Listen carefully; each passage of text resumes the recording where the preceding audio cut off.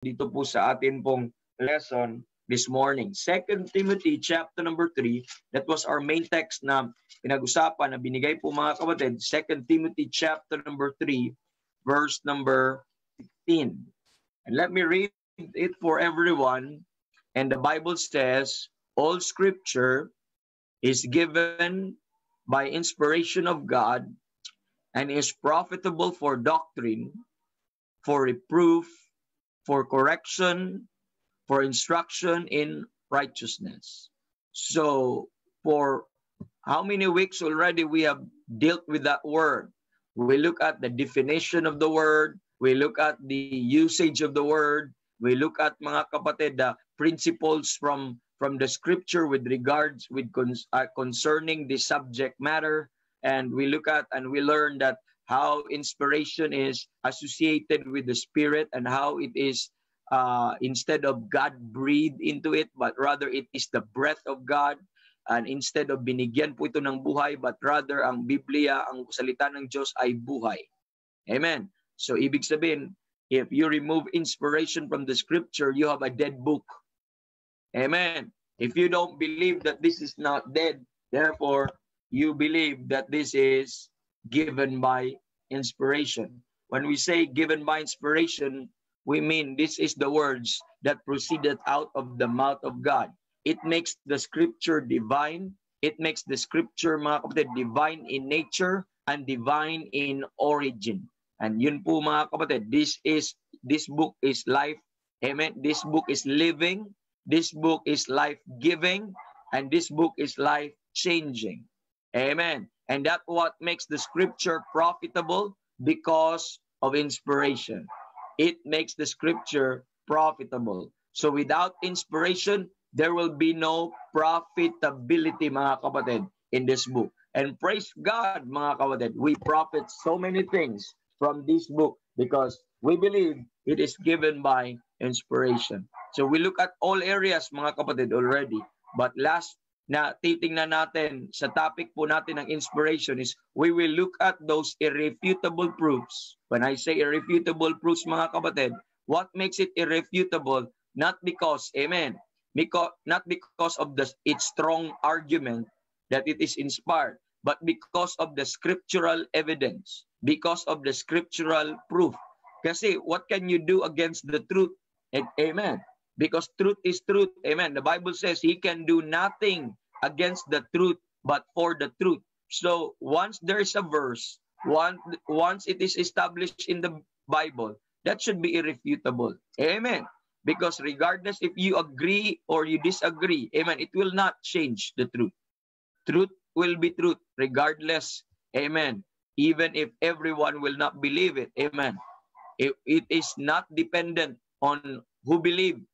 Amen. Whether those people once believe and change it, it will not change the truth po, mga kapatid. Okay? So let's look at this morning why I say this representation truly believe that I have the inspired, infallible, preserved, perfect Word of God in my hand today, and that is in the King James Bible, and I have it in my hand today. Now, allow me to explain why I believe so, that I still and I have the perfect, inspired, preserved Word of God in this Bible that I am holding in the English language, in the King James Bible. And that is the thing na atin po pag-uusapan why I believe, okay? So I call this the 7 irrefutable proof of the inspiration of the King James Bible po, mga kapatid. Okay, let me share my screen with you. And I mean, truth is truth. Amen. All we have to do is there a proof of the truth? That's what I'm going to show to you. Is there a proof that this is truth? That truly that the King James Bible is truth, mga kapatid. So we'll look at this, and I don't have to go back po from the beginning para matapos po tayo, mga kapatid, no? So, okay, at ito po yung ating pong ano po, mga kapatid. So I hope nakikita nyo sa slides po natin the 7 irrefutable proofs of the inspiration of the King James Bible. Okay. So, kasi ang Panginoon, like for example, let's go to this is what Christ, remember this, the resurrection of Christ is not supposedly controversial, but it was openly revealed and shown. What makes it controversial po mga kapatid? It's because many people doesn't like it. Many people does not accept its truth. That's why it becomes a controversial subject, yung resurrection. But the Bible doesn't mean it to be controversial. He mean it to be plain and simple. And ano po mga kapatid, para po madaling mapaniwalaan. And how did God do that? He showed infallible proofs, many infallible proofs, mga kapatid. In Acts, let me read in Acts chapter number 1. The Bible says in verse number 2, until the day in which he was taken up, after he, through the Holy Ghost, had given commandments unto the apostles whom he had chosen. So after he gave his final charge to the apostles, he went up to the heavenly places. But before that, before his ascension, in verse number 7, po mga kapatid, is we see, to whom also he showed himself alive after his passion by many infallible proofs. So by many infallible proofs. So the resurrection of Jesus Christ was not a secret. It was an open, publicly declared, mga kapatid, that he arose from the dead. And there are what? Many infallible proofs, being seen of them 40 days, and speaking of the things which pertain to the kingdom of God. So may mga witnesses din sa kanyang resurrection po mga kapatid. And ganun din po ang King James Bible natin. Even if you look at history, I don't know if you have, I was reminded by a brother, I was reminded with Brother Johnny that I have given him a file and a video file before, because when I taught these things, I think back 2011, because I started to preach this inspiration back in 2008. Okay? And I started to preach this with sa conferences in 2009. And I think it was during the 400 years anniversary of the King James Bible, if I'm not mistaken po mga kapatid. I have given my students, I let them watch a film.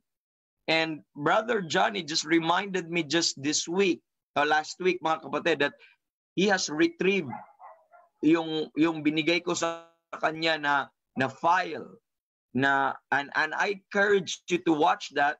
That was filmed and produced during the 400 years anniversary of the King James Bible. And the title of that I think documentary movie is The Book That Changed the World. The Book That Changed the World. And there are little things mga kapatid, historically hindi naman wala namang 100%, but overall I could, historically speaking, sa literature na side mga kapatid, it was sound at lahat po na yon, and it was produced, hindi bias ang nagpo-produce po noon, kasi neutral ang nagpo-produce noon. And you know, BBC, I think BBC, if I'm not mistaken, ang nagfi-film noon mga kapatid. Pero alam po natin, yun sa point of view ng mga unbeliever. At sila ang nagsulat. Ang title ng nito, documentary film, ay The Book That Changed the World. And this documentary is dedicated to the King James Bible. This is declared as the book that changed the world. Truly mga kapatid, that madaming proofs na ito po ay talagang salita ng Diyos. Because not only this book have changed lives, amen, have saved individual and many souls for 400 years, amen, in reign, mga kapatid, as a monarch of books. It shaped nations. It built up nations, many nations, mga kapatid. Even the US, mga kapatid, their constitution, the Bibles ng mga first churches and mga first Baptists there sa US, yung mga sumama po sa Mayflower po, mga kapatid. And some of their laws there was established in the King James Bible. And yung mga revivals nila, yung mga great awakenings nila na na-experience in that country, they always connect that to the one Bible that they use, that old black book, that King James Bible. So even if you are looking at the historical point of view, even sa point of view ng mga unbeliever, the contribution of the King James Bible, the evidence of its, mga kapatid, vitality have seen by many, not just to the saved, but even on mga kapatid, even in the eyes of the unsaved, in the eyes of those who are studying history po, mga kapatid. It shaped England, it shaped America, and you know what happened? Christianity from England to America and America to the whole world. Because of the American missionaries na umabot sa atin ang gospel, mga kapatid. And these are byproduct of, not by the modern versions. These are byproduct of this mission work, mission, mga kapatid, explosion during po ng time ng 1800 and even early 1900, umabot po sa ating lugar po, mga kapatid. At dala-dala yung libro na yon, yung King James Bible, the book that changed the world. Amen. Truly. Madami po. And I encourage you, you could watch that. Sabi nila, nasa YouTube na daw yon, yung the book that changed the world. And I forgot the po, mga kapatid. Maybe I could flash it maybe sometime. But it was an historical standpoint. Okay, that's the point. That truly this is God's word na ginagamit ng Panginoon. I preached one time. I think not preach, but isa sa mga subject ko po yung language of the King James Bible. Maybe soon we will talk about these studies on the King James Bible kasi multifaceted po ang ating studies on the King James Bible. Maybe we will be looking at it. And I have a subject before also, the legacy and the heritage of the King James Bible. It shapes culture, it shapes nations, it shapes family, it shapes some national traditions, some family traditions, it shapes language. Madami pong mga expression po na galing sa King James Bible na ginagamit po nila. Saan po nila nakuha yung a man after God's own heart? These are the expression ng King James Bible. Eye for an eye, tooth for a tooth. Galing po yun sa madami pong mga naging expression, naging cliche, nagiging ginagamit sa daily language po, mga kapatid. Ito pong King James Bible. I mean, I'm talking of the historical standpoint, okay?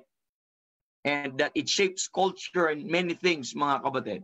And but what we're talking right now, what we're looking this morning is not the historical standpoint, but let's look at the proofs from the King James Bible itself, from this book itself.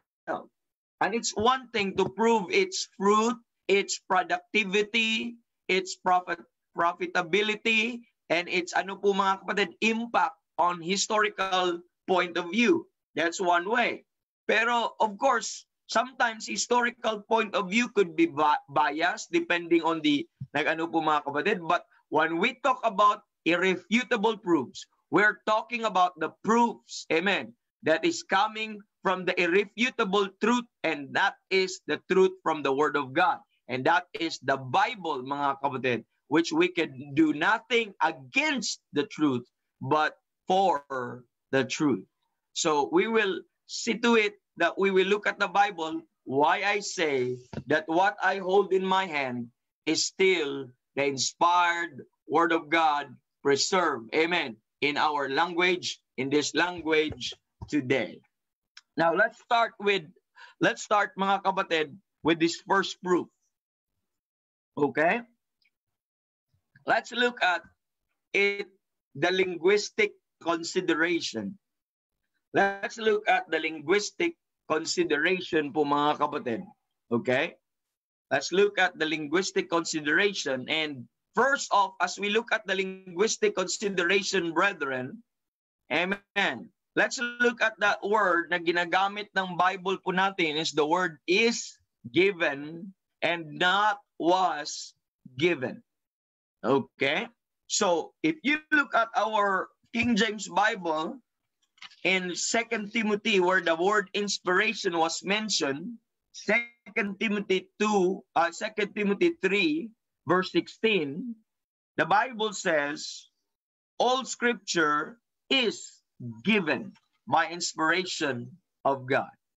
And I would like you to take note that it was not used as was given, but there is a present continuity because of the word is. Amen. That's what makes it continuous and present. Is given.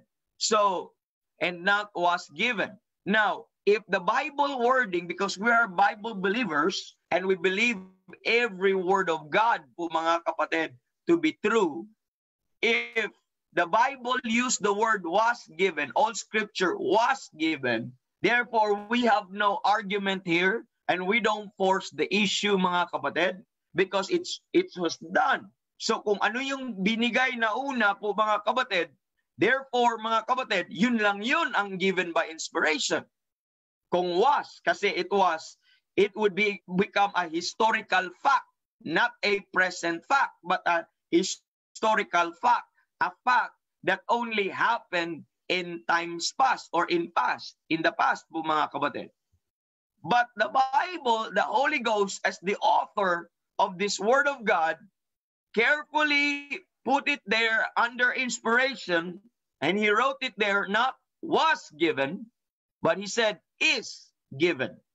So that includes the Bible where saan ko binasa po ito? From this book, mga kapatid. But more than that, mga kapatid, I'd like you to understand that the usage of this phrase is given, okay? In English is, we all know that it is a continuing action. So ibig sabihin, hindi natatapos, mga kapatid. It is continuing in action po, mga kapatid. Although the inspiration happened once, but that inspiration could still be applicable po, mga kapatid, is because of the word is. It can still be applicable now. Now, the following examples po, mga kapatid, na atin pong titingnan, okay, of the usage of the phrase is given sa Bible, it was used in many form po, mga kapatid. But it is seen somewhere and many parts in the Bible, and I will only give you a few that will represent or that will prove my point. But this will demonstrate itong word na is given that was mentioned somewhere in other scripture, mga kapatid, that it was not used to describe a historical event or strictly historical event. But every time na ginamit mo itong is given, it was not just describing strictly historical event, but it refers to an ongoing, mga kapatid, ongoing, okay? It refers to an ongoing phenomenon, mga kapatid, okay? That this word is given usage is a present tense verb. Okay? It is a present tense verb. Na makikita natin, it is not time sensitive. Like you to take note on that. It is not time sensitive. It is not time bound because of the word is given. Okay? So it is not time sensitive, mga kapatid. In this context, is given, mga kapatid, cannot be bound to the time of the writing of the Bible. It could not be bound on that also, mga kapatid. It is an irregular verb na makikita natin, and its passive voice indicates that the scripture receives the action of the Spirit of God. All scripture is given by inspiration of God. And this example, mga kapatid, that as I'm going to show you, mga kapatid, okay, will describe an ongoing phenomenon, just like how it was worded. Amen. But first, for example, let me show you an example. In Job chapter number 37, you don't have to go to the entire ano po mga kapatid, just we cut it short. In Job chapter number 37, verse number 10, where the Bible says, mga kapatid, by the breath of God, frost is given. Now, I would like you to take note in this part, mga kapatid, that frost is given. You see that part there? I highlighted it, mga kapatid. Frost is given. So dahil daw sa hininga ng Diyos, nagkaroon po ng ice na ibigay po yung ice, mga kapatid. Or hello. So frost is given. Now my question this morning, brethren, is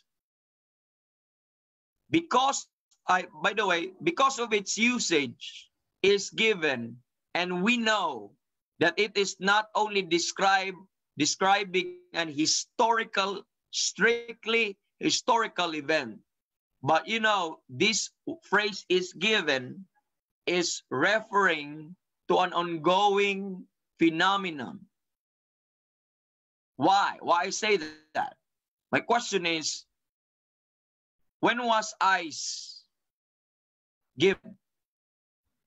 It was, of course, when the Lord created the earth. Amen. Kasama po doon, frost is given. Now, my question is, may ice pa ba ngayon? May snow pa ba ngayon? Meron pa bang ice doon sa north ngayon? Of course, ang kukontra nito, meron pa daw, but it's melting. Sabi ng mga global warming advocates. Okay? But what I'm pointing is, mga kapatid, ang pagbigay ng ice, hindi lang po contained or bound doon sa time upon it was given. But because the Bible use is given, that truth is still applicable today. That truth is applicable today. How do I know?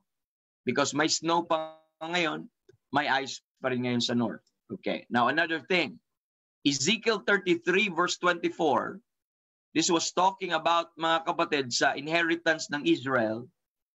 And the Bible says, the land is given, that word again, is given. The land is given us for an inheritance. That was talking about the portion that God has given to Abraham. Amen. Para sa kanyang seed. And that is now what we know, the nation of Israel. And we know that very well po, mga kapatid, that this inheritance is still theirs right now. Now, there was a time in the nation of Israel's life, in their history, that they have been removed from that land. Most especially doon po sa time of captivity, it's because of their disobedience to God. It was the consequence of their sin. And God fulfilled what He told to the nation of Israel, that He will judge them if they will not do His work or keep His law and repent.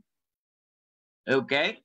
So isa sa mga judgment na sinabi ng Panginoon sa kanila is that they will dislodge them, God will dislodge them or remove them from their land and bring them to a strange country or a strange land. Indeed, nangyayari po after the divided kingdom po, mga kapatid, they have been taken and captive at nadala po sila sa mga strange land. At ang kanilang mga tahanan po, that was left desolate. But kahit pa nawala sila doon, that was theirs. Okay? Kailan po binigay po yun, mga kapatid? That was the promise that He gave to Abraham when God said, just look, kung ano yung makikita sa iyong mata, sa iyo yan. So that was the portion na makikita natin. But dahil po is given po, mga kapatid, sa kanila po, that is their eternal or everlasting inheritance. Kahit po nawala sila doon, it was not given to anybody. That's still theirs. Now, nakabalik po sila, pero one tribe po lang ang nakabalik after that, after that, ano po mga kapatid, ng diaspora or nagkalat sila sa buong mundo, the United Nations, they organize a committee para po i-establish ulit yung State of Israel. So doon po noong 1948. But we know that's just, we have 12 tribes of Israel. That was just the tribe of Judah na meron tayo ngayon. That's just a few representative of Israel po mga kapatid. And we know in the eyes of God, they are not yet a nation. But in the eyes of God, in the future, they will again become a nation to God po mga kapatid. When the Lord will restore sa kanila yung kanila pong inheritance, yung kanila pong blessing at saka yung kingdom. Now, kahit pa sa panahon na ito, kahit hindi pa sila lahat, sa kanila pa rin yan. Kahit sa tribulation period, sa kanila pa rin yan. Kahit sa millennial kingdom, sa kanila pa rin yan. Kahit sa eternity future, mga kapatid, when time shall be no more, sa kanila pa rin yan. And I'd like you to understand that. So why is that? Because of the word is given. It is continuing in action po, mga kapatid. Okay? So it is not time-bound. It is not time-sensitive po, mga kapatid. Amen. Because that's a present tense verb. Makikita po natin. Next, mga kapatid, in Mark chapter number 6, verse 2, the Bible says, what wisdom is this which is given unto us? What wisdom is this which is given unto us? My question this morning, mga kapatid, is God still giving wisdom today? The Bible says, if any man ask wisdom, let him ask of God. Amen. Who giveth all men liberally. So, you see mga kapatid, he was not just giving wisdom. This was the Lord Jesus. This was the people who asked, nang nakita nila ang Panginoong Jesus, sabi niya, what wisdom is this which is given unto us? So, yung namangha po sila mga kapatid, ang mga apostles lang ba, ang mga disciples lang ba, ang nakakatanggap ng wisdom ng Panginoon? Or ang mga tao ngayon at mga Kristiyano ngayon ay makakatanggap pa rin? Pag sinabing what wisdom is this which was given unto us, and that would be strictly historical event. That could only be applicable for them, mga kapatid. Pag sinabing is given, mga kapatid, that means hindi natatapos. Amen. Hanggang ngayon, up to this moment, God is still giving wisdom. And you know that. That's why you pray every day for wisdom. And in Romans chapter number 5, verse number 5, the Bible says, the Holy Ghost, which is given unto us. The Holy Ghost, which is given unto us. So, mga kapatid, the moment na ang isang tao na ligtas, amen, hindi niya hiningi ang Holy Ghost, hindi siya nagsabi na, come Holy Spirit, I need you. Hindi siya nagsabi na, come into my heart and save my soul. But the moment na nagtiwala po siya sa sapat at natapos ng ginawa ni Kristo, amen, he will be given, amen, the Holy Ghost. Amen. A question, mga kapatid, sa bawat ba maligtas ngayon, ang Diyos ba ay nagbibigay pa rin ng Holy Ghost? The answer is, of course, yes. The Bible says, in whom you trusted, after that you heard the word of truth, the gospel of your salvation, in whom also after that you believe, and you were what? Sealed with that Holy Spirit of promise. Any believer that will trust, amen, that saving gospel of Christ, amen, you will be sealed automatically by the indwelling of the Spirit, of the Holy Ghost, mga kapatid. So He's still giving the Holy Ghost right now. Amen. And I don't think you have a complete salvation if without the Holy Ghost. And it is necessary sa atin. But I appreciate how the Bible words it is given unto us. Or else, baka yung mga first century Christian lang mga kapatid ang mabigyan ng Holy Ghost. Yun lang ang problema. And wala pong imposible pong may masave sa ating mga panahon. Amen. Now in Romans chapter number 12 verse 6, the grace that is given to us. The grace that is given to us. Kanina wisdom, ngayon Holy Ghost, ngayon grace that is given to us. Do you believe right now mga kapatid that ang Diyos nagbibigay pa rin ng biyaya? Or kinapo lang yun applied? And we all know, brethren, that the Lord, amen, that the Lord is gracious. And even up to now, He is gracious to His people. He is gracious to you, and He is gracious to me. Amen. And just take note in that area po mga kapatid, that is the grace of God given unto us. Okay? Another thing, mga kapatid, and the grace of God which is given you by Jesus Christ. The grace of God in 1 Corinthians 1:4, the grace of God which is given you by Jesus Christ. So, who is the source of this grace? The Lord Jesus Christ. We enjoy the grace of God. It is because of Jesus Christ. And He is the grace of God that bringeth salvation that appeared to all men. And I'd like you to realize that that grace was deposited in the Lord Jesus Christ, and there's no other way that men will receive the fullness of the grace of God apart from the Lord Jesus Christ. And there's no other way, mga kapatid. Hello? No way that people will receive the exceeding, the fullness, the abundant grace of Christ, or the grace of God, apart from the Lord Jesus Christ. Now, question, is that still true today? Is God giving grace by Jesus Christ today?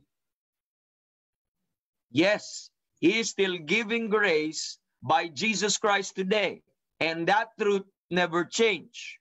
And what indicates, and how can you confirm, and how do you know that He is still giving grace today by the Lord Jesus Christ? Because the Bible says, the grace of God which is given you by Jesus Christ. Now, I brought you to the usage of the Bible where the word is given is mentioned, and how it denotes, mga kapatid, that this phrase is not again time sensitive. It is not time bound, mga kapatid. It is not just given or bound to the time upon the giving or the writing of the Bible or the giving of this specific blessing po, mga kapatid. But as long as it will still be is, amen, it will be is pa rin, present pa rin yan. Amen. Even tomorrow. Amen. Pag sabi doon, bawal ang utang. Amen. Ay, wala muna utang ngayon. At nakalagay, di ba? Alam natin yan, may nagpo-post mga strategy, balik ka bukas. Amen. So, pag sinasabi doon, pagbalik mo kinabukasan, ganun pa rin nakasulat. Bawal ang utang ngayon, balik ka bukas. O, balik ka na naman ng kinabukasan, ganun pa rin nakasulat. Bawal ang utang ngayon, balik ka bukas. You see that? It will not change. Because that's the statement. It is, mga kapatid. It is applied. Pag the same true, once it is present, it is. Amen. Jesus Christ is God. Amen. Pag sinabi mong Jesus Christ is God, amen, that is eternalized in that statement. Amen. Christ, Godhead, is eternalized in that statement. It was perpetuated in such statement. Amen. Not until someone will alter the word. It will not change. But Jesus Christ is the same yesterday, today, and forever. Do you see that? It was not was, but Jesus Christ is the same yesterday, today, and forever. It will not change a bit. Amen. It is what it is. Next, 1 Corinthians chapter number 11, verse number 15. And this is what the Bible says with regards to the hair of the ladies, the hair of our women, mga kapatid. And sabi ng Bible, for her hair is given her for a covering. That's the word again, is given. So her hair is what? Given for a what? Covering. That word is given. This word is given. That word, mga kapatid, nakikita po natin, ay hinighlight ko lang po mga kapatid para makita po natin, is given. And what about that, mga kapatid? Do you still believe that this truth is still applied today, that yung hair ng babae is still for her covering? Do you believe na dapat ang babae, dahil sa uso ngayon, magpakalbo na sila or maggupit lalaki? We still believe this is not just old-fashioned, but that is a culture, a tradition na binigay ng Bible sa atin, na galing po sa truth po mga kapatid, that it doesn't change. Kahit pa anong fashion, ano pang uso ngayon mga kapatid, it is still good for a woman na mayroon pong long hair. Because yung hair mo, and the Bible says mga kapatid, for your hair is your glory. For the glory of the woman is her hair. And your hair is given her for a covering. Given her for a covering, mga kapatid. It's still true that it is a shame for a man to have long hair, but it is glory for a woman to have long hair. Amen. Doesn't change. Amen. And this truth will not change even if it cross borders. This truth will not change, mga kapatid, even if ano pang klaseng generation that will come. As long as the Lord will put it there that the hair of the woman is given her for a covering. Amen. It makes perpetual. It becomes a perpetual truth to every generation. Makikita po natin. Ngayon po mga kapatid, kahit anong pauso ng mga feminist movement, kahit ano pang sinasabi ng mga women's right na yan, kahit ano pang mga movement na ginagawa nila ngayon, it will not change the Bible. It was perpetuated. Amen. It becomes a perpetual commandment. It becomes a perpetual, amen, precept because of that word is given. Amen. I'd like to preach about this, about the ladies, mga kapatid. You know, your hair, ladies, it symbolizes, it is the emblem of the covering or the coverture of your husband and of your father. You know, that hair is a picture of submission. Are you listening? It is a picture of subjection. And when you cut that hair, mga kapatid, that is also a type of rebellion, an unsubmissive spirit. Pag sinabi mong covering, that means you have a coverture. Someone is, amen, protecting you. You have a head. Amen. And that is the covering of the father or covering of the husband if you are married, mga kapatid. You see, that's a type on how God protected you. Amen. Do you remember in the old times, can I listen to this? In the old time, pag ang isang lady, isa sa mga ginagawa po ng mga, I think ginagawa pa rin ng madami, and I'm not blessed with a daughter, but if the Lord will bless me with a daughter one day, that would be a good ano po mga kapatid, na reminder po sa aking daughter. If yung daughter natin, if talagang unruly sila, unsubmissive po mga kapatid, as what the Bible says, ang ginagawa po nila dati, in the old time po mga kapatid, they will cut the hair or kalbuhan nila yung babae. Pag once they cut the hair po mga kapatid, that means na wala ang glory sa kanya. And that is an emblem or symbolic mga kapatid, and a testimonial ano po, symbolism mga kapatid, that this is a disobedient woman. This is a rebellious woman. That's why pinutulan siya. It's a shame sa kanila. So, shame. Ngayon, ang mga ladies, mga kapatid, ay talaga, nawala na yan eh. Nawala na yun. Nawala na sa kanilang conscience yan. Hindi nila alam na shame yun. naggupit pa lalaki. Do you understand bakit sila naggupit na parang gupit lalaki? Because they would like to be equal with men. They would like their head on their own. Yun po, that's a manifestation of a rebellious spirit na makikita po natin. But what, again, perpetualize this precept is because of the word is given. And it is not just applicable in the first century Christian. It was not just applicable to the Corinthian believer. It's applicable to the Christians now and to the ladies now because of the word is given. Do you realize that, mga kapatid? So it is a testimonial, okay? Testimony of submission and subjection. Now, let's go also another, not only the long hair. Can I tell this? Sidetrack tayo ng konti para I believe may mga ladies po tayo nakikinig po dito. Pwede kayong mag-amen, ladies, if you agree with me in this po sa pinag-usapan po natin ngayon. And another testimony of submission and subjection is your modest apparel. Do you understand that? That modest apparel. And there is a distinction kung ano dapat ang damit ng isang babae at ang isang lalaki.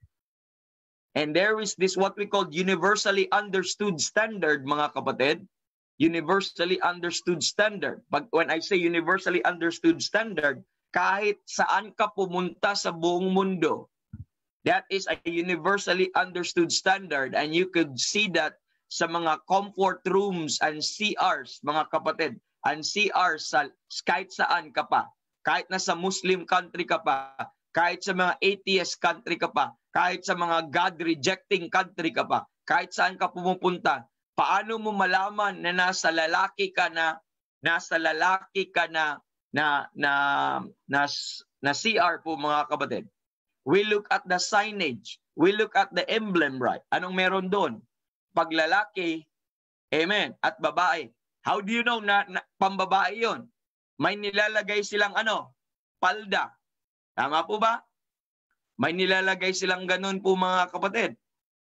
At clear po, mga kapatid, na makikita natin ganun because symbolic po yun, mga kapatid, na makikita po natin, okay?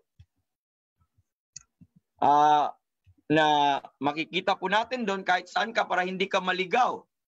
They tried to po, mga kapatid, they tried na baguhin po yun or sirain po yun dahil po sa pinopropose na mga LGBT po, mga kapatid. Pero kahit paanong gawin po nila, it is what it is.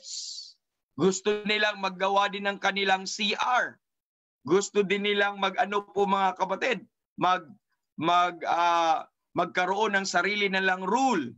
But it was, mga kapatid, it was universally understood standard na ganyan na po talaga ang po natin, ang standard po all over the world. Kaya ang ginagawa nila, mga kapatid, pag pupunta po sila, they propose na ang isa nakapantalon, yung isa nakapalda sa LGBT, sa mga bakla, sa mga tomboy po, mga kapatid. Because they would like to change nature po, mga kapatid.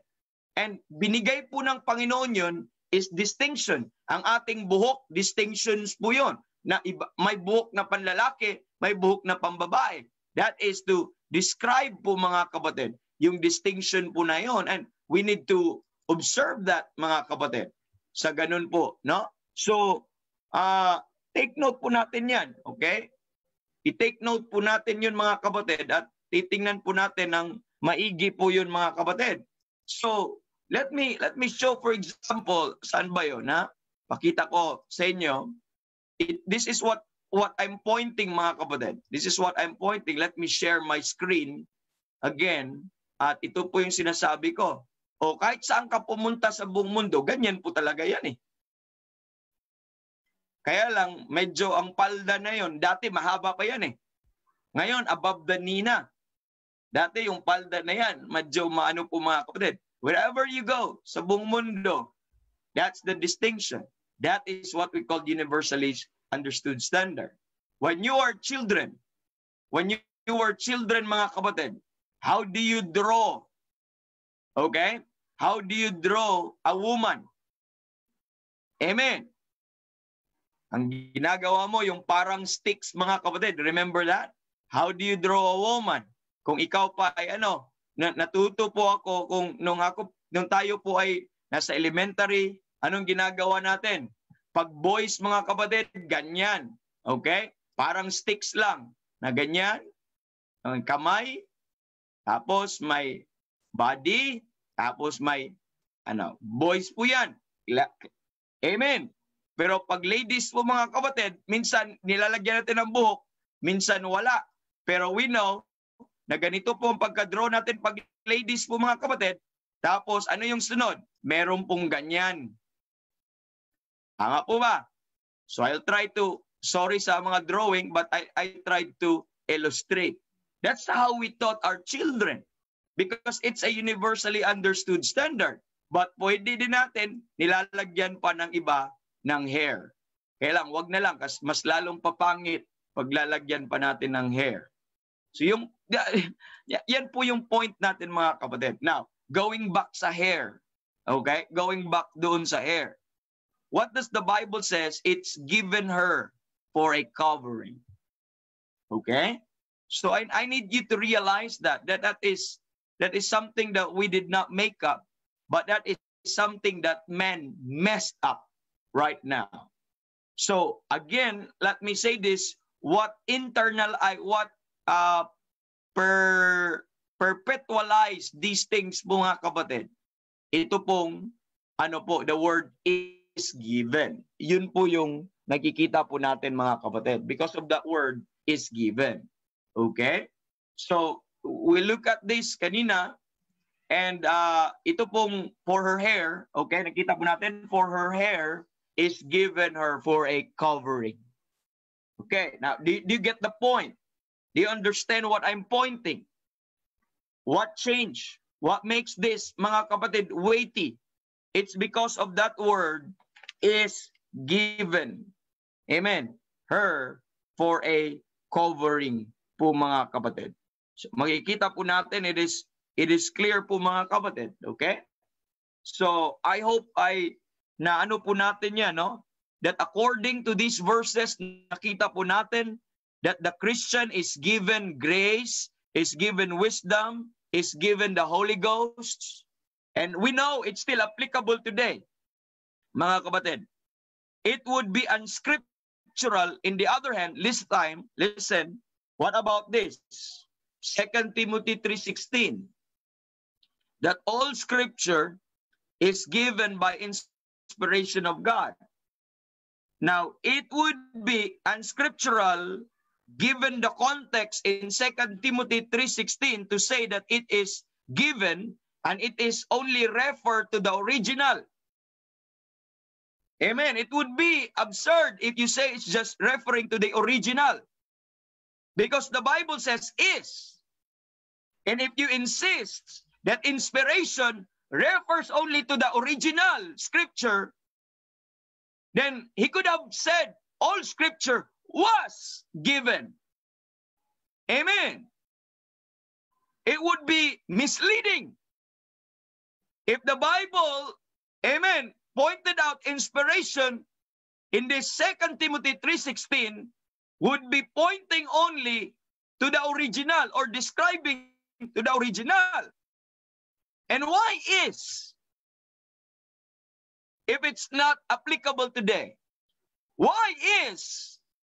If it's only strictly historical event? Amen. The Bible used the word is. It's because it is not time sensitive. It is how language works. And we understand the Bible and we believe it word for word, mga kapatid. So, mga kapatid, just as in the aforementioned na mga verses na pinakita ko po dyan, mga kapatid, this context demands a perpetual and a continual aspect be applied. It demands that a perpetual and continual aspect be applied. Makita po natin. in that. So, just aforementioned na mga verses na pinakita po natin mga kapatid, that this phrase is given, is used in verses which must apply to all Christian, itong grace, itong Holy Ghost, itong wisdom. Amen. Not just those who believe when they first received the scripture, not just those who believe in the first century po mga kapatid.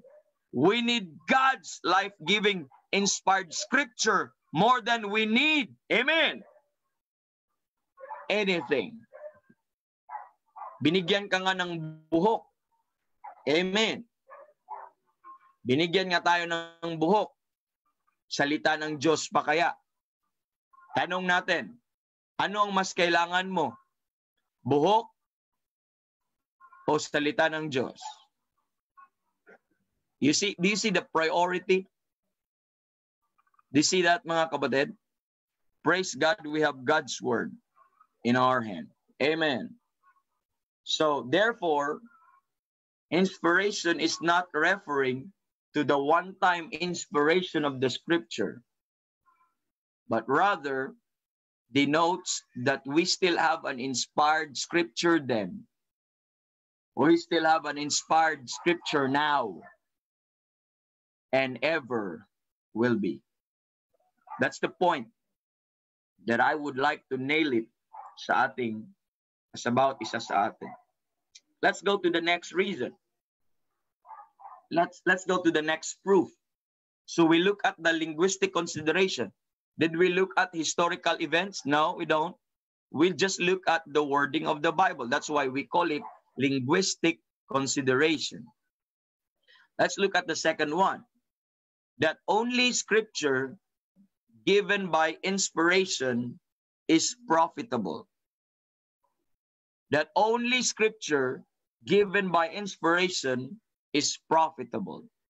Now, I'd like you to understand this, that all scripture is given by inspiration of God and is profitable. Do you see that word again? Is profitable, not was profitable. Because it is given by inspiration, therefore, it is profitable. Amen. Pag sinabing all scripture was given by inspiration of God, then it should be and was profitable. It's just right. Amen. Why? Because what gives the scripture the profitability, that vitality, mga kapatid, it's because of its inspiration. And if you have a present inspiration now, therefore we have a present profitability from the Word of God. And that's the whole point. The purpose is that Christian can profit to it because it is given by inspiration, and it's because of that and is profitable. So removal the inspiration, there could be no profit. Now, why I put that as one of my proof? Why? Because if you still profit today, ibig sabihin, if you still profit from this King James Bible, I'm talking about the biblical prophet, it's because, mga kapatid, it still has inspiration in it. Amen. Unless the Holy Bible is the very words of God Himself, it cannot be infallible guide to doctrine. It could not be a real guide unless it is the infallible Word of God. Unless it is inspired, it could not be an infallible guide to doctrine, to reproof, to correction, and instruction in righteousness. It must be inspired. It must be inspired or not flesh. Not made flesh or from the flesh. Do you remember that verse, John 6:63? For it is the Spirit that quickeneth, and the flesh profiteth nothing. You see, it's not made by the flesh. Kasi the Bible says, for the flesh profiteth nothing. It is the Spirit that quickeneth, and the flesh profiteth nothing.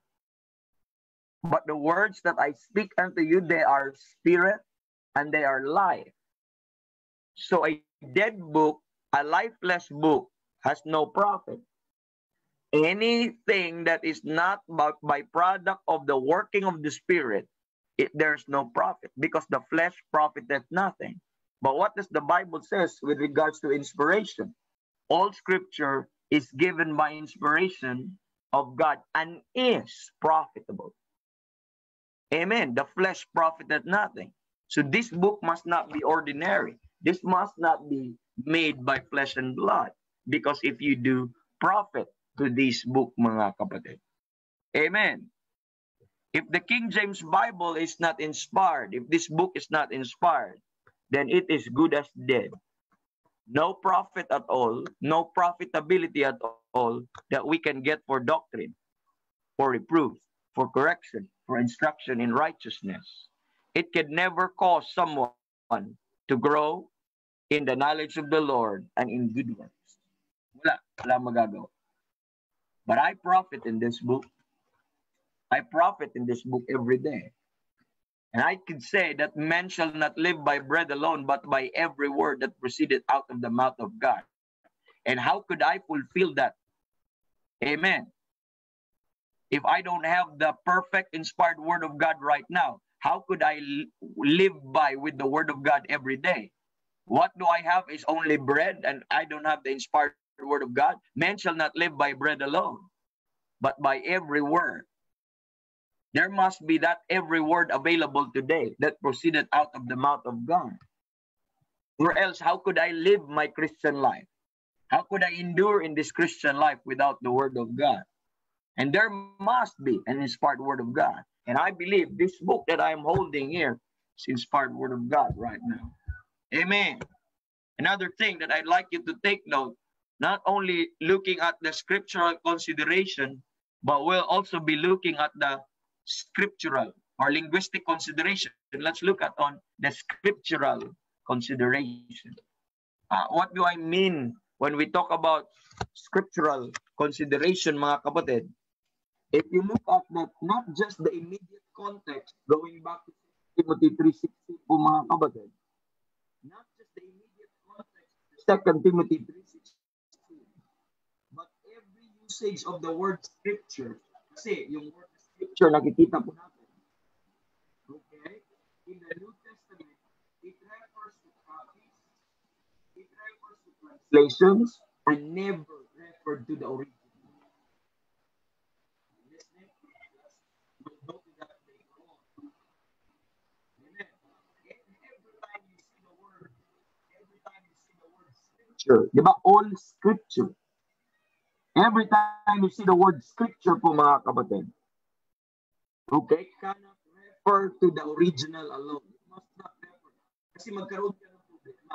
Magkaroon ka ng many problems. Kasi may argumento kasi, mga kapatid, na nag-perpetuate ngayon na only the original is inspired. Ang tanong, ang original autograph ay isa lang yon. Kung i-insist mo na itong scripture nito, all scripture, ito yung original, you will have so many problems. And you will end up doubting and confused instead of ma-edify sa salita ng Diyos. Mga kapatid. Because you know, read the scriptures, read the scriptures, Apollos was writing the scripture, Paul was preaching from the scripture, and Jesus Christ was preaching. No sound po, no sound. Walang sound, sorry. The Lord Jesus Christ is using the scripture. Hello. The apostles were using the scriptures. The Bereans were reading the scriptures. Apollos were using the scriptures po, mga kapatid. And Jesus Christ was telling them to read the scriptures. Now, ang tanong, scripture ang tawag doon. Saan ang original doon? It could not be many. Para marami, dadami ang original, it must be, amen, produced into copies. At para malaman ng ibang bansa, it must be translated. Now, my point, mga kapatid, that the usage of the word scriptures, okay, in the New Testament, the word scripture does not refer to the, but it refers to copies. Translation, not original. Now, for example, Acts 17 verse 18. The Bible says in Acts 17:18, the Bible says, search the scriptures, what? Daily. Search the scripture daily. Ano pa sabi? Acts 18 verse 28. Sino po yung nag-search ng scripture, mga kapatid? The Berean. Now, just think with me. Realistically speaking, ilan ang mga Bereans? They were noble because they searched the scripture daily. If these things were so. Imagine, ilan, ang tanong ko, ilan ang mga Bereans kaya? Now, mag-count ka na lang kung ilan sila. Let's just say there are few thousands of Bereans. Pero ilan ang original na sinasabi nila? One. Okay, isa lang.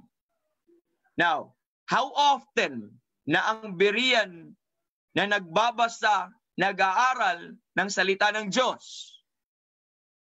The Bible says daily. Now, question. Use that common sense that the Lord has given us. Question. If there is only one original, and if the word search the scripture pertains to the original, mga kapatid, only, okay, how could the Berean read it daily if there are a few thousands? And if there's only one original? Are you listening? It could not be. It is not possible. Mga kapatid. Nakita po natin? Now what about this?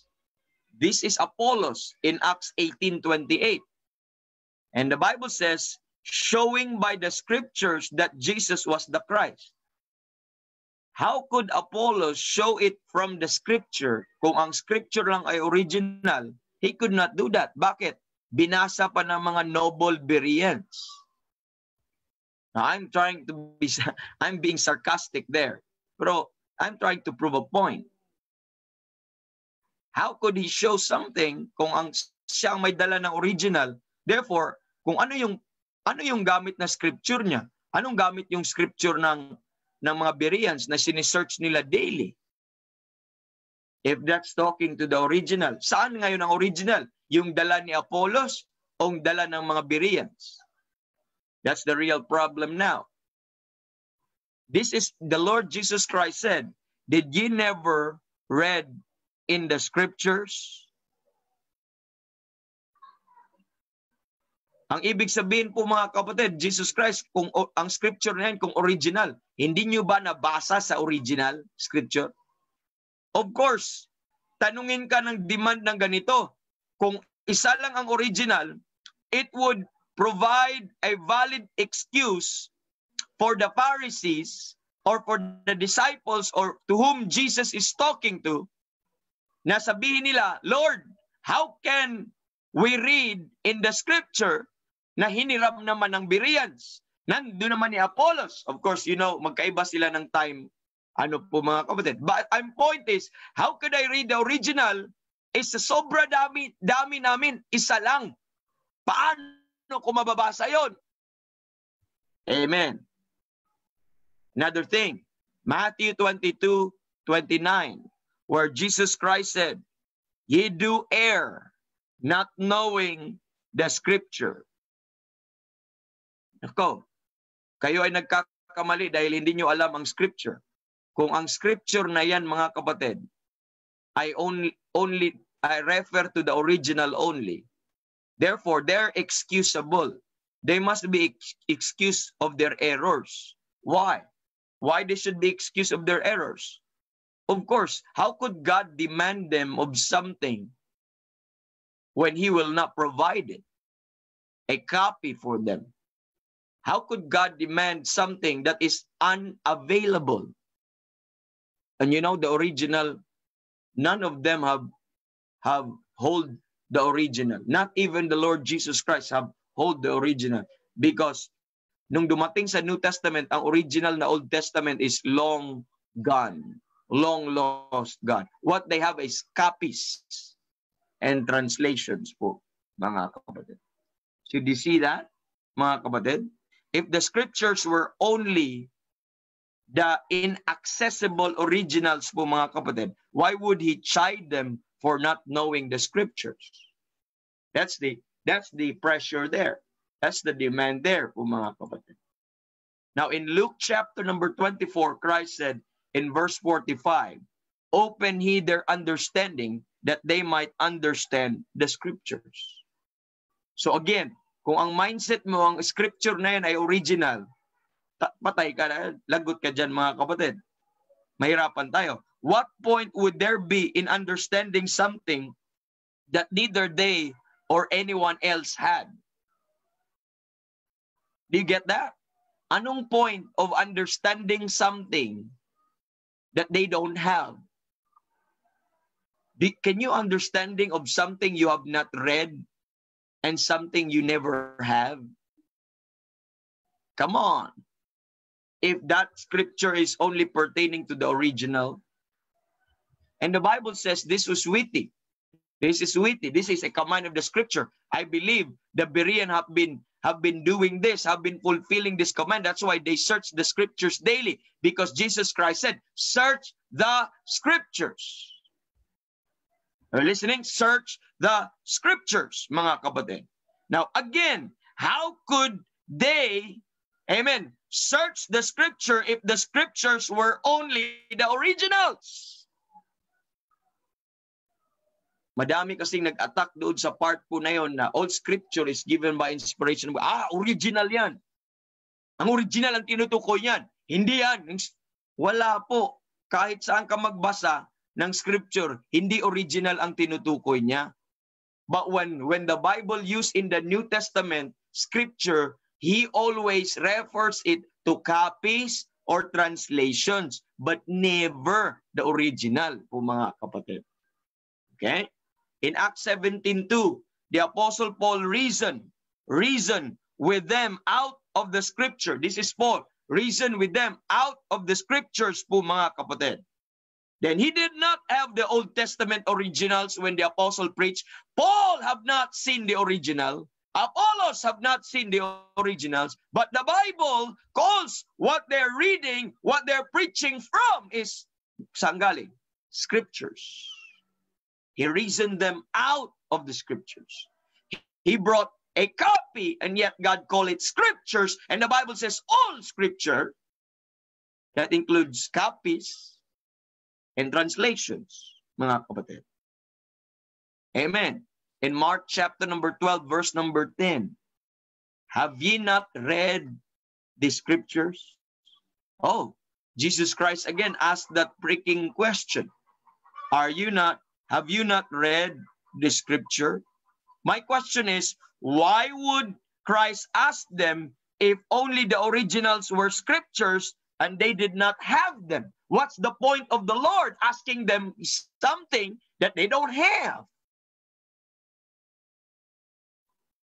What about it? Think about that, brethren. Think about that, mga kapatid. In John chapter number 2, verse 22, they believe the scripture. They believe the scripture. So, who would believe something they have never seen? Who would believe something they have never learned? Who would believe something they have never heard? Are you listening? You can't. Amen.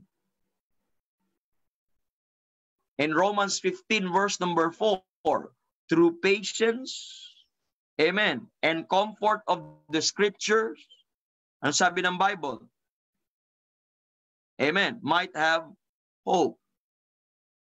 Did only those who actually saw the originals have this promise? That's my question. Yun lang ba ang nakakita sa original have this promise? Because if the scripture pertains to the original, if the scripture refers to the original, no, sir. Because scripture, every time the Bible used the word scripture, most especially in the New Testament, it was not talking to the original. It was talking to copies. Amen. That is consistent to the original. Faithful to the original. And not only copies, it could mean also translations. It could mean translations.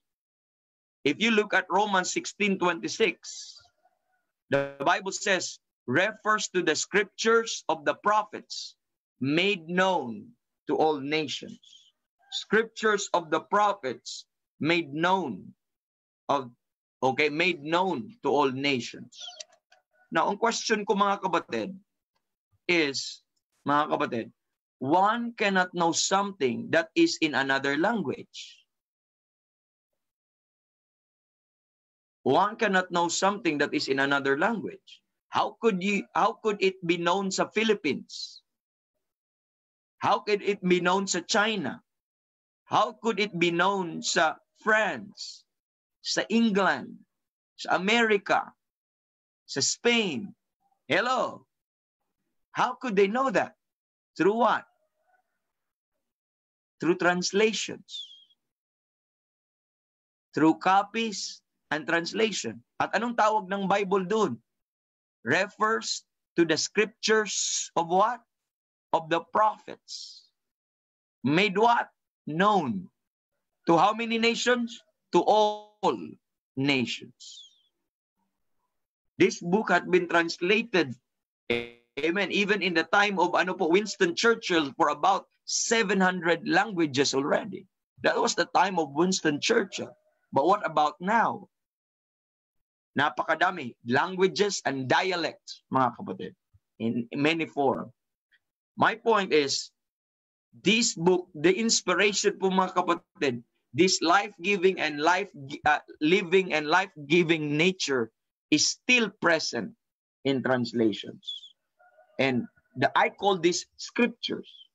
I call this scripture. And you know, the word of God equals scripture. Pag sinabi mong scripture, it means the word of God. The Bible says, John 10:35, the word came and the scripture cannot be broken, mga kapatid.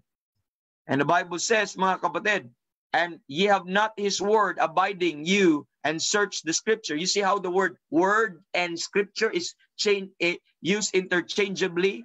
And Acts 17:11, they received the word with all readiness in mind and search the scripture. Word and scripture, they have been used interchangeably po mga kapatid. So, we must conclude, amen, that the Bible uses the term scripture and scriptures to describe something other than just the original. That is my point.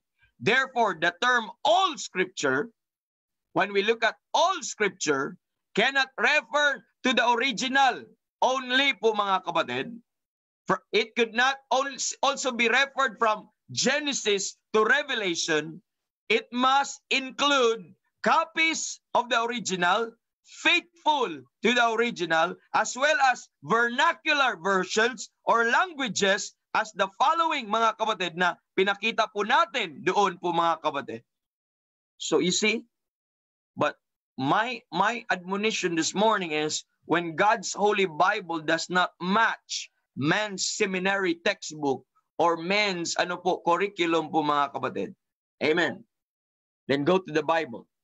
Because the Bible is true. Amen. The Bible is perfect. And I would like you to take note on that, brethren. You see, that's a consideration that we need to take note. You see, pag sinabing all scripture is given by inspiration of God, ang inspiration limited lang sa original, na ang tinutukoy nga niya na scripture doon, hindi nga original eh. Ang tinutukoy niyang scripture, copies. Amen. Translations. Woo! We'll talk about translations. Can a translation be inspired? We'll look at that as we go to the topic translation, Lord willing. Amen. And inspired scripture is the agent of regeneration. It's another proof. Inspired scripture is the agent of regeneration. Anong ginagamit ng Diyos para po ikaw ay, para ikaw ay maligtas? Anong ginagamit ng Panginoon so that, mga kapatid, you can hear the gospel? The word of God. Amen. The word of God. That's why the Bible says in 1 Peter 1:23, being born again, not of corruptible seed, but by incorruptible, by the word of God, which liveth and abideth forever. What caused you to be born again? By the word of God, which liveth and abideth forever. So ano ang agent sa ating regeneration para magkaroon ka ng new birth? Word of God. Amen. So, it must be alive so that it could impart life. Amen. Kung if it's dead, it could not impart life. And for this to be alive, for this to have life, it must be given by inspiration. Because that's what inspiration is all about. It's about the vitality of the life that is in the scripture. That's what I'm trying to point out, brethren. And you take note on that. Now, kung sinasabi mong hindi to inspired word of God, therefore hindi mo to maggamit sa pagwi-witness. Hindi mo to magagamit. Hanapin mo yung original para makapag-preach ka doon po, mga kapatid. Amen. Because a man-made book, mga kapatid, storybook does not have eternal life. Only this book has eternal life. Amen. When you read this book, mga kapatid, sabi mo, wherein ye think ye have what? Eternal life. And they also testify of me. This book is described, the prophet of this book is described as that which is able to make thee wise unto salvation. Amen. The Holy Scripture which is able to make thee wise unto salvation. How do you know how to be saved? How do you know, amen, that you are saved? This book. Amen. That the Bible must be available, the inspired Bible must be available if you believe people are getting saved now. Amen. It must be available if you believe that people right now can still receive the assurance of salvation, because no other book, mga kapatid, in this world that could provide eternal life. Only this book. Inspired scripture must be something that all men must have. Amen. Not just those who have the originals or those who can read Greek, or else salvation is utterly impossible today. For we are saved by faith, and without the inspired scripture, where will we get faith? What does the Bible says? Faith cometh by hearing, and hearing by the word of God. And if there is no, amen, word of God today available, if there's no inspired word of God today, and if the word of God and the perfect word of God is only in the original, then where can you get faith? And how can you be saved without faith? For by grace are you saved through faith, and that not of yourself. It is the gift of God, mga kapatid. And faith cometh by hearing, and hearing by the word of God. And how could men be saved? Then let's quit. If this book pala ay hindi pala given by inspiration, nako, anong gagawin natin? Let's go home and plant kamote po, mga kapatid. May profit pa tayong kaunti. Amen. Mas ano pa tayo? Amen. There must be an inspired scripture for today. Are you saved? You say you're saved? Where did you get the assurance and that knowledge and understanding that you are truly saved? Do you base it on your feelings, or do you base it in this book? And how do you know if you say there is no perfect word of God? How do you know that the verse you're saying is true? It's not mistranslation. You see, there would be a fatal result or destruction po, mga kapatid, if one does not, mga kapatid, believe in the inspiration of the scripture.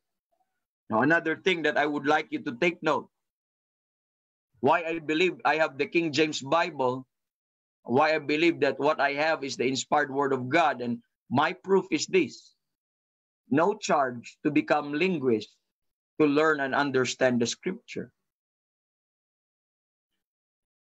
Amen. If the tinutukoy sa Bible na scripture is to the original only, kung ang tinutukoy sa Biblia is yung original only, bakit hindi ako sinabihan sa Biblia na to study Greek and Hebrew and study the original to be approved unto God. Bakit ang sabi ng Bible, study to show thyself approved unto God, a workman that needeth not to be ashamed, rightly dividing the Greek and the Hebrew. But he said, rightly dividing the word of truth. If this is not the word of truth, mga kapatid, if the word of truth is something else, God would have, if it's the desire of God for me to know God's word, He would have told me that I have to learn Greek, I have to learn Hebrew because there's the word of God. Why there is no charge in the Bible wherever you look to study and to understand and learn the scripture in Greek and Hebrew? And you need to be linguists to know them. Why there's no such command? Because God already assumed that we have already a faithful copy of His word in our language, in a language where we can understand. There was no instruction given once were meant to describe God's qualification to all generations. There is no mention of being conversant in 4 languages. There's no mention about learning the Greek, learning the Hebrew, learning the Aramaic, or learning the Latin or the native tongue, mga kapatid. This would place Christian in subjection to linguists. Mangyayari sa atin, we would be subject to the professors of the linguists, and they will become our final authority, kung ganun po ang ano po mga kapatid. Amen. And if only Greek and Hebrew communicated God's true intended meaning, then linguists would have been being a linguist would have been part of the qualification of a pastor. Are you listening? Kung kailangan pala ng mga tao na kailangang matuto sa Greek and Hebrew, bakit hindi niya nilagay as qualification ng bishop that you have to study Greek and Hebrew or this language? Mga kapatid, there is no such command. Or if language study was even deemed useful, it would have been mentioned by Paul as helpful. Amen. Paul would have studied this if it's helpful po mga kapatid. In the New Testament, instruction to pastors, there is zero admonition to study Hebrew. Amen. Paul just told Timothy, study it to show thyself approved unto God, a workman that needeth not to be ashamed, rightly dividing the word of truth. If he needed to learn it, to teach, amen, Paul would have said this, mga kapatid. When he spoke of the inspiration of the scripture in 2 Timothy 3:16, he did not mention the original languages. When Jesus read from the temple scroll, he never said that the word from the Hebrew means. Wala pong ganon. Meron sana tayo, it comes from the Greek word means or from the Hebrew means. Walang ganon. Ni mention, si Apostle Paul nagsabi, it comes from the Greek word, from the Hebrew word, which means. Wala po mga kapatid. And next pa mga kapatid, ano sunod? Christian battle requires the sword of the Spirit. Christian battle requires the sword of the Spirit. The Bible says, for the weapon of our warfare is not carnal. We are spiritual people. And our enemies are also spiritual. The Bible says, for we wrestle not against flesh and blood, but against principalities, against powers, against rulers of darkness, against spiritual wickedness in high places. In 2 Corinthians 10:3 and 4, for the weapons of our warfare is not carnal, for we walk not after the flesh, and we do not war after the flesh. Sabi niya, we do not war after the flesh, for the weapons of our warfare is not carnal, but mighty through God to the pulling down of strongholds. That is our warfare. Our weapon is the sword of the Spirit, which is the word of God. Our Bible cannot be a product of translator's carnal mind because we have the mind of Christ, and that is the word of God po mga kapatid. Today, believers certainly need God-wrought weapon just as much as who receive those people, mga kapatid, as they need the word of God. If we do not have the inspired word of God today, then therefore we cannot fight the fight that we are called to.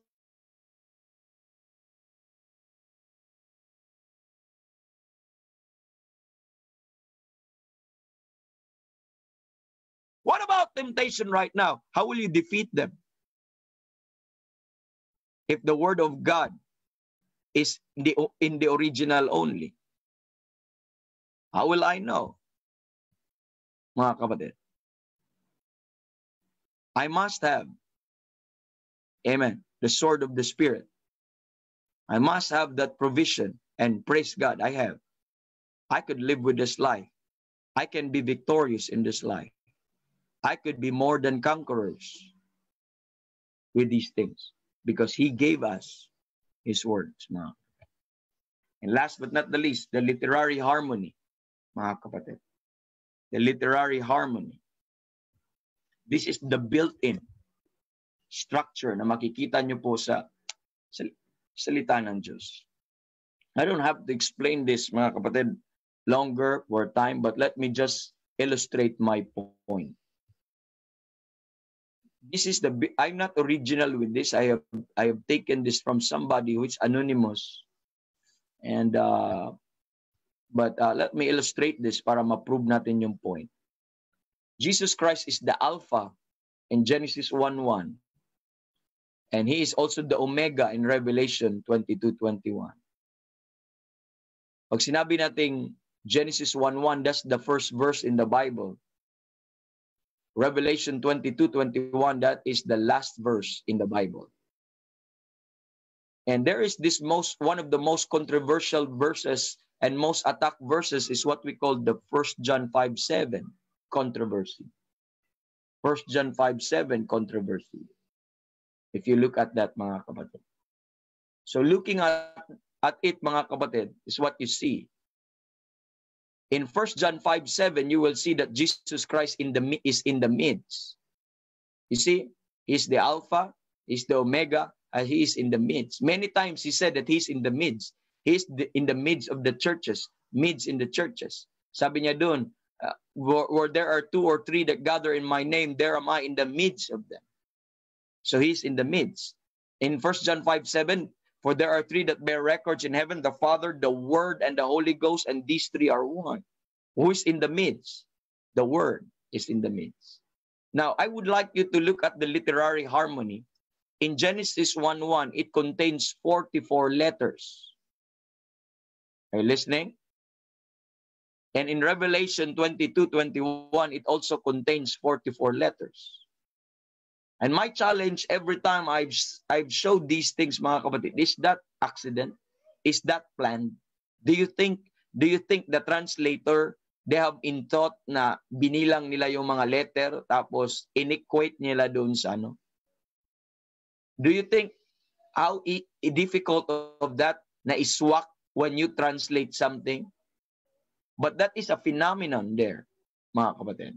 Now, if you add these 44 letters and 44 letters in Revelation 22:21, the result of that would be 88 letters. And you know, 1 John 5:7 contains 88 letters.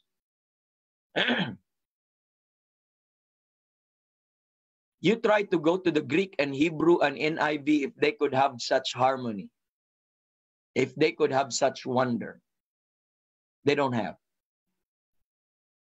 Another thing, mga kapatid, Genesis 1:1 contains 17 vowels.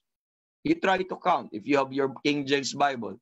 And Revelation 22:21 contains 17 vowels.